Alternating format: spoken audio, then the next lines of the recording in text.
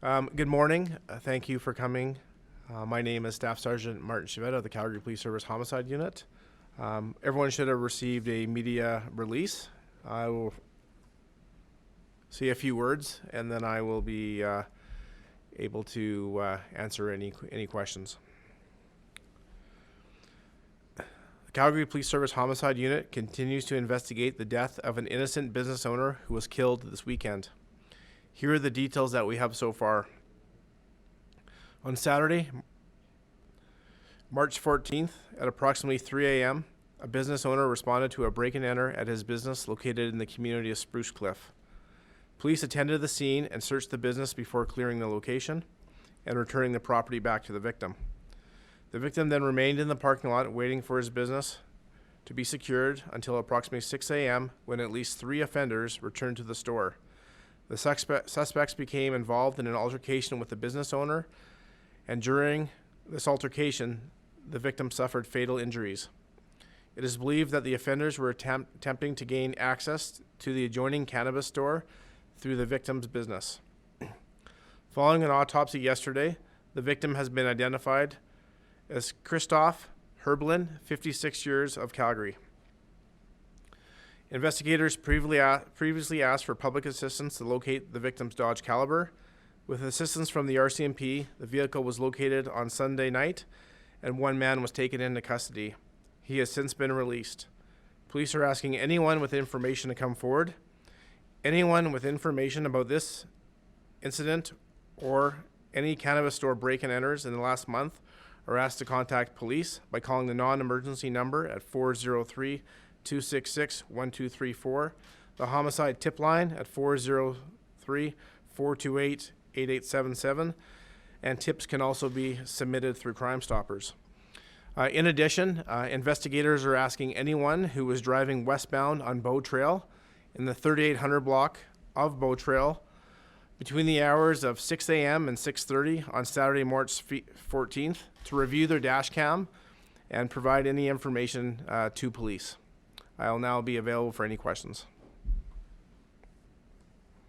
Can you describe the confrontation and whereabouts in that fairly sizable complex and whereabouts that happened?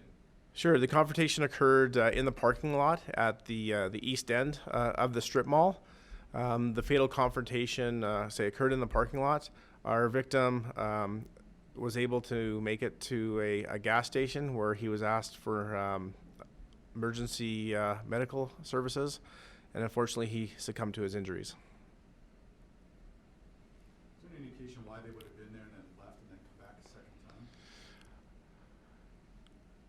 Well, we have a lot of investigative theories, and obviously this is very active. What we can say is that the offenders, and we believe there were multiple offenders in this case, were very determined to access the cannabis store through the victim's business. How do you know there were 3? Through a review of CCTV footage, we know there are at least 3 offenders. There may be more. That is why we're appealing for anyone who has information to come forward.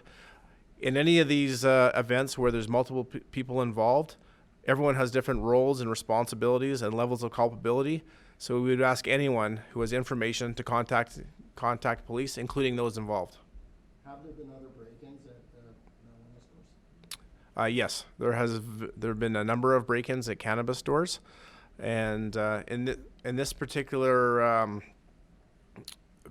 business or cannabis store has been the target of at least 2 other break-and-enters previously.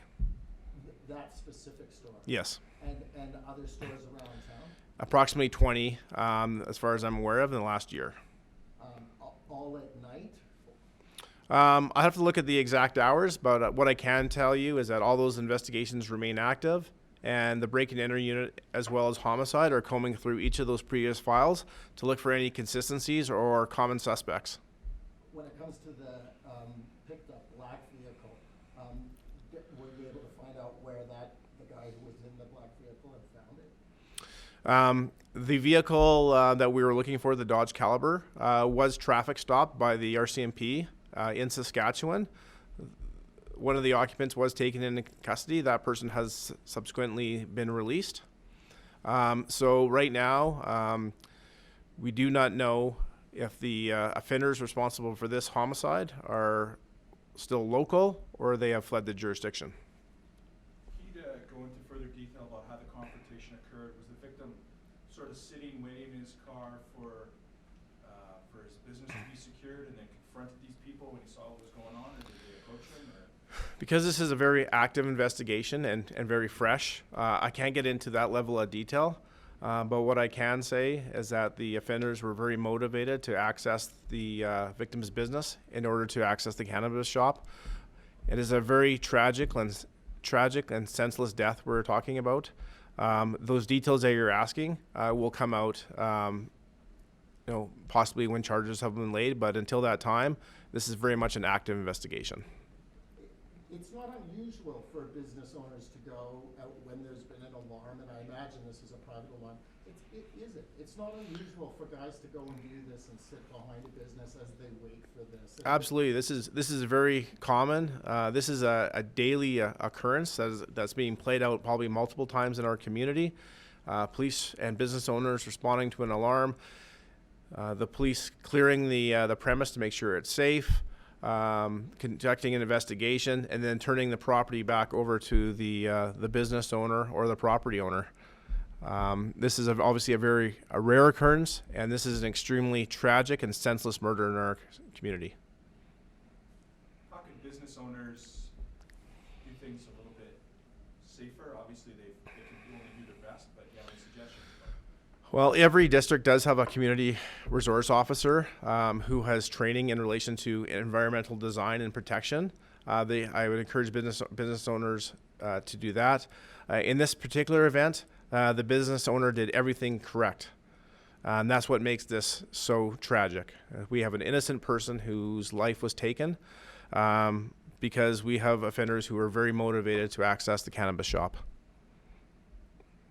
Do you have any suspicion that they were waiting and watching the police come and then leave again and then return? And would that be some sort of way of... That's certainly a possibility, and we're reviewing hundreds of hours of CCTV that's been collected in the area. Obviously, that is very time-consuming and resource-intensive. That is why it's so important that if anyone has any information on this break-and-enter, other break-and-enters, or the murder itself, to please contact police. That'd be pretty uncommon, though, right? You have experienced that where someone triggered an alarm, police showed up, they waited for him to leave, they came back, was all planned. Sure, that would certainly speak to a level of sophistication. And that's something obviously we can't exclude, and that would be certainly a possibility that we'd look at. Any idea if these, at least the one person that's in custody is responsible for anything similar in Calgary, or the Calgary area? That would be premature at this point. Obviously, we've released this person from custody, so we certainly don't have a threshold of charges, and we're looking to corroborate this person's statement. And we are very confident that there are people in the community that have information, and in order to move this investigation forward, we need those people to come forward. Was there evidence in the restaurant of them trying to break into the marijuana store? Yes. Did they leave any evidence that you had? Once again, those are details that are very specific. This is very active right now. Has this happened before where someone's tried to break into a cannabis store from next door? Is that sort of a thing? Yes. Yeah. Is there any pattern to where they're doing it in the city? Obviously, we're looking at this particular area. I know there are other cannabis shops in the southwest, in the general vicinity of this particular business that have been targeted before, but we are looking citywide.